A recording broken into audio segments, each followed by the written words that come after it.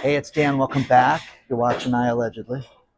And I've got a good one for you today. I'm starting at the Dory Fish Market. Got fish. They got crab out early. And But Wells Fargo, the bank, wants to see the post offices sold and privatized. Get rid of the post office. Isn't that wild? Okay, let's cover this. Hit the like button, subscribe to the channel. Now they've got crabs and lobsters. Look at those. Those are beautiful. Oh my gosh, so many big ones. Now, Wells Fargo Bank, that Wells Fargo, wants to privatize the Postal Service. And, think about this. Remember the old Pony Express movies? You'd see Wells Fargo. Oh, thanks, Ben. You'd see people, they would be delivering the mail from the stagecoach, fighting off the bandits. And that's, how we remember the mail being taught to us, how it was delivered originally. Well, Wells Fargo sees an opportunity. Think about this, because this is staggering. They did a wish list in February, a month ago, and they issued it, and they weren't hiding it. This was not just private, but they said, listen, if we could take control of the real estate that the Postal Service has, this would be something that could make a tremendous amount of money and curb the losses. Now, Louis DeJoy, who is the postal inspector, he has fought against certain things with the post office. But no. There's 8,500 postal facilities across the country that have extreme value that the Postal Service owns. These are buildings that we own. Think about this. 7,200 of these are smaller facilities. Your local post office. 1,300 of them are large facilities, probably regional mail centers. Like here in Orange County, I could, between here and my house, the pier and my house, I think that there's 5 post offices. But you've got the one regional mail center, the big one in Santa Ana that's open later, that services everybody. A lot of the mail goes there, then it gets shipped out. Those places could get an absolute fortune because they would go out and sell the real estate, turn them into office buildings, level them, housing, whatever. But the crazy thing about this is that if we have not learned anything from hedge funds and from corporate finance, look at the Red Lobster story. Red Lobster told us that they lost money because they had to rent their facilities. They sold all the buildings that Red Lobster owned and then had to lease them back at a premium, which is what you'd have to do to the post office. Now, a stamp today, 73 cents. Outrageous. And what they want to do is they want to separate mail from parcels. And they want to IPO the parcels. They want to send it out and make it so that, they would have to bid on delivering parcels. And will this work? Who knows? But when you hear the figures, it's unbelievable. The money, the United States Postal Service owns 20,700 acres of land in the United States. Well, gosh, what could we get for that? With assumption the square footage could be worth up to $12 billion. The buildings, the first set of buildings, the larger facilities could be worth $34 billion. The smaller buildings could be worth $35 billion. So when you add it all up, everything that you have $100 billion basically of assets that you could get rid of. Now the Postal Service loses money. Right now it's conservatively losing $10 billion a year, which is one of the most inefficient forms of government that we have. Now, Louis DeJoy talks about this, and that, think about this. I don't know if you guys have ever searched this, but you can search advertising. Like, hey, buy discounted forever stamps. And a lot of these are counterfeit. They anticipate that they lose over $1 billion a year to counterfeit stamps. Who would do that? Isn't that a federal offense to fake postage? I mean, I would think so. Nah, who cares? So people are out buying fake stamps. And that's one thing that they're talking about. But, oh my gosh. Now, here's the thing that happened. In 1970, there was a big postal strike. And some of you weren't even born in 1970, but this started in New York City. And they were talking about how workers, in Brooklyn were not being paid properly. Horrible working conditions. They had, too much stress, larger, routes, long hours, things like that. So they had a strike. And the strike ended up moving across the country. It went to Detroit next. It went to Philadelphia. Eventually made it all the way across the country to Los Angeles. Over 200,000 postal workers went on strike during that time for 8 days. The Great Postal Strike of 1970. Now, what happened was Richard Nixon, our president at the time, he stepped forward, and all the stuff is below because this was pretty fascinating when I started looking at this, because what Wells Fargo wants to do is just like any other business. Hey, what's the opportunity? Where can we make money? They don't care if it's going to affect you and I, with mail and with business and sending things out.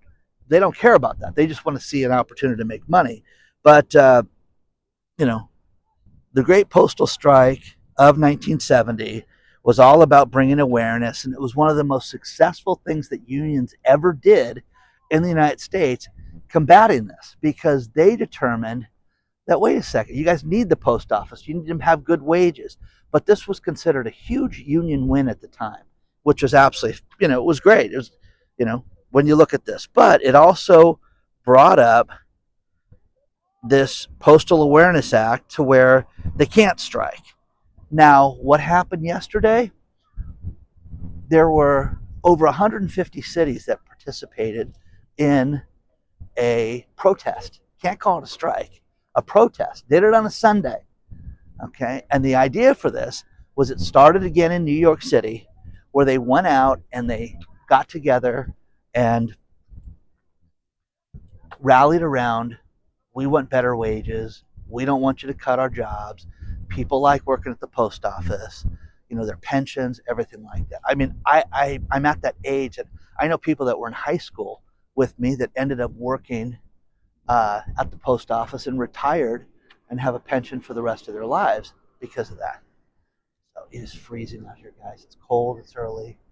And but this is done. Now, what was the first thing that happened with Doge? Doge says, let's get rid of 10,000 employees at the post office. And what the unions are doing is saying, wait a second, any cut is a cut to Postal Service, and it's an insult to us, and any cut is a bad cut, especially when we're losing money and we're trying to get more efficient. You guys, since I was a kid, don't you remember all the stories about how the post office sucks? Doesn't make any money, it's losing money, and what can we do to fix this? Well, we've heard that forever. What are you going to do to fix it? And again, I look at the head guy, Louis DeJoy. Now, his thing is, well, let's just unload everything. Let's sell it. So the unions, if you read the articles below, have talked about if you get rid of the post office, it will raise prices. The 73 cents that we pay on first class postage will be a pittance. It'll be $2.50. I've seen some estimates to send a 1 ounce letter. Now you can drive to somebody's house and drop it off cheaper than that. So, will this work? Who knows? It's funny. Amazon and FedEx and certain things, you can go buy things on eBay, and all of a sudden you're waiting for that package to be delivered on your front doorstep, and then you open up your mailbox and you realize, wow, they dropped it in the mail today. So they've worked deals out with the Postal Service. Donald Trump, during his first administration, was furious because Amazon got themselves a sweetheart deal, and basically they lost money on the Amazon deal, which again is a horrible way to run a business. So, but it'll be interesting. But here's the thing: is unloading all this property. That's the key. That's what they want to do. And every postal worker that has written me in the last 3 years, let's go back that far. They have all talked about one thing. They've all been expected to do more work than ever, which is unfair. And again, you think that the unions, even in rural towns, even in smaller areas, would fix this, because it's crazy. Because, I have people that write me and say, hey, listen, we want you to work Saturdays, and you're going to do every other Saturday for us. Well, wait, I coach my kids' baseball team and set it up around my work schedule. Nah, but you don't get any more money. It's the same pay. Who would do that? Name one position where you would sit there and they would tell you to work an extra 2 days a month on key, holidays, weekends, your private time, and you're not going to make $1 more for that? Pass. I'm going to say no to that. You can't do it. Postal carriers that walk and put mail out. I've had people write me and say, oh, I've had 1.8 miles, 2.2 miles. And when you think about it, hit every house, guys, and you add a couple miles to your route, I mean, that's crazy. It's absolutely nuts. But what's the secret? Let's unload it. God, all the money that we have, private equity, all that nonsense of how it's just destroyed businesses around the country. And I'm doing an expose on that right now about how you're seeing all these businesses where they're unloading everything, and businesses are going bankrupt. Like Joann's Fabric, there's a lot of stores that were profitable, but they bankrupted the whole company during that time. So what do you guys think about this? I mean, I was blown away that it was Wells Fargo. The thing that's good is they actually, the union's got to be able to do something to fix this, because I don't want to see mail service go away. I don't want to see it go through UPS and everything we have here. Now, I live in a busy area. In Orange County, California, we have UPS trucks, we have DHL, we have mail, we have, everything. But you don't want to see mail itself get rid of, you don't want to get rid of that. The lifeguards, see that in the distance, those headlights back there? They're combing the beach right now. They do that first thing in the morning to make sure there's nobody out here and make sure that everybody's safe. But, go with lights. It's kind of wild that they do this. Sorry it's out of focus, but it's kind of an interesting thing that they do. They scrape the beach and make it clean with these earth movers and things like that. And I'm so early, the surfers aren't even out yet. That's wild. So. But guys, I mean, end of the post office, is this what's happening? I think it's fascinating myself. But it all gets down to them selling the land, every opportunity that they have. Think of all the postal equipment that we can unload. Think of everything we're not going to need.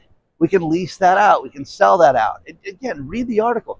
But their memo, Wells Fargo's memo, that's wild, guys, because they're not hiding it. And this is what's pissing off all the unions. And if you read everything, I've found all this great union stuff, all these great the day of action yesterday that they did, 150 people. Now, if you guys sat there, if everybody got together and worked on a way to save the post office, cut costs, every time you say that word to a union member, it's like, oh my God, that means I'm going to make less.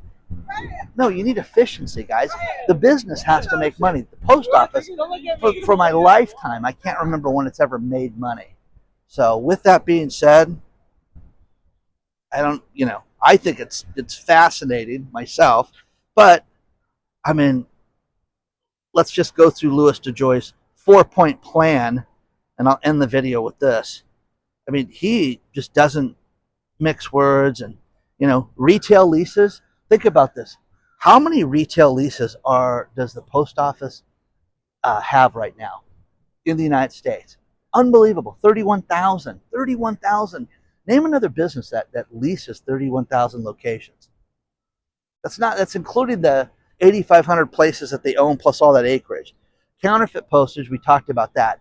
Their big problem, they think, is counterfeit postage and how it's just an absolute problem. Which, again, would you guys risk that? I would think that they'd throw your mail away if you had counterfeit postage on it. Um, Federal law, you know, uh, mandates and legislation say cost us between $6 and $11 million a year of extra costs that we have with this, and Louis DeJoy wants to get rid of that. And then, he also criticized burdensome regulatory requirements. We don't need no stinking rules. Anyways, it's kind of funny, but will they get rid of the post office? What do you guys think? Hit the like button, subscribe to the channel. I think it's when you read all this stuff, as far as the thing losing money, absolutely, it's losing. The United States Postal Service is a deep, dark hole of our tax dollars and a waste of money for our government. But can they fix it? Who knows? Who knows? Hit the like button, subscribe to the channel. I'll see you guys soon.